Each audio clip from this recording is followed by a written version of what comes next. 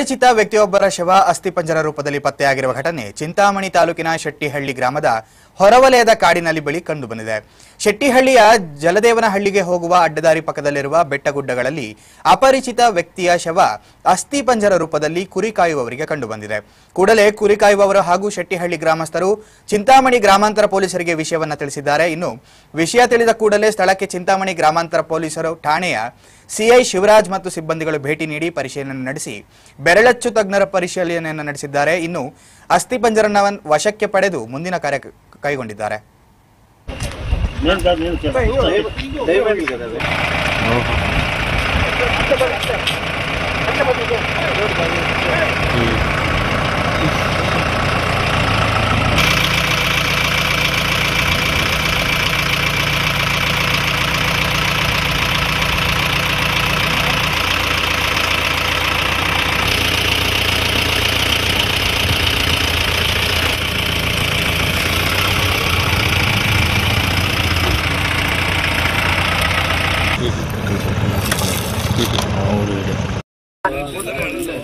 mobile